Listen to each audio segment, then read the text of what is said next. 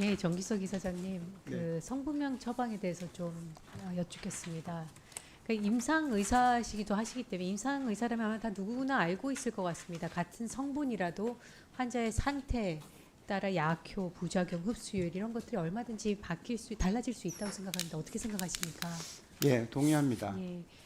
특히 이런 미묘한 차이는 고령자나 중증 질환자, 면역 저하자 등 환자 상태에 따라 건강에 굉장히 중대한 차이로 이어지고 심지어 이 성분명 처방에 대해서 우려를 표하는 분들이 바로 중증 환자 당사자들과 환우회 분들입니다. 생동성 검사를 한다고는 하지만 뭐 더 잘 아시겠지만 이 생동성 검사라는 것은 결국엔 흡수 대사 패턴을 보는 거고 이 중에서 80에서 120% 25% 범위 안에만 있으면은 생동성 반응이 있다고 얘기를 하기 때문에 사실상 베리에이션이 있다고 할 수가 있습니다.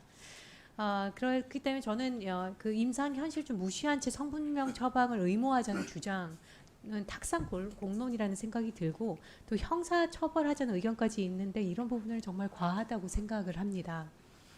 전문가의 임상 판단에 무게를 두지 않는 의료 현장에 환자의 안전도 국내 신뢰도 저는 없다고 생각을 합니다. 성분명 처방 찬성 측 논거는 약가 인하 효과가 있다고 얘기를 하는데 사실상 우리나라 약간이 이미 OECD 국가 중 최저 수준에 속하고 랜드 보고서에 의하면은 뭐 한국 오리지널 의약품이 미국의 5분의 1 수준밖에 되지 않는다고 얘기를 합니다. 또 특히 오리지널 제네릭 상한가도 동일하게 53% 특허 만료될 경우에는 맞춰지기 때문에 사실상 약가 인하 효과로 간다라는 것은 조금 맞지 않은 논거라고 생각을 합니다.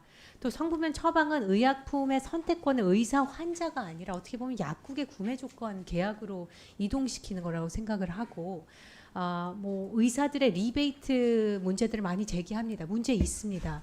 하지만 그렇다고 해서 환자의 안전보다는 그런 리베이트 문제를 우선순위로 해서 정책 결정을 하면 안 된다는 생각을 하고 복지부에서도 리베이트 등 재정 누수에 대한 행정 처분을 강화하려고 하는 걸로 알고 있어서 어떻게 생각하십니까, 이사장님? 의약품을 최저가보다 환자 안전과 책임이 우선돼야 된다고 생각을 하는데 동의하시는지와 그리고 임상 의사로서 성분명 처방을 했을 때 그런 차이들을 임상 현장에서 혹시 경험하셨는지에 대한 답변을 좀 부탁드립니다. 예, 안전과 효능이 우선입니다. 그리고 병원에서 일을 해보면은 많은 환자들이 비싸도 좋으니까 좋은 약 주세요. 보험이 안 돼도 좋으니까 좋은 약 주세요. 이런 일을 흔히 겪거든요. 그리고 아침에 제가 잠깐 오전에 말씀드렸습니다만 개인적으로 효능이 있는 약과 효능이 없는 약이 구분이 되는 환자들이 있습니다.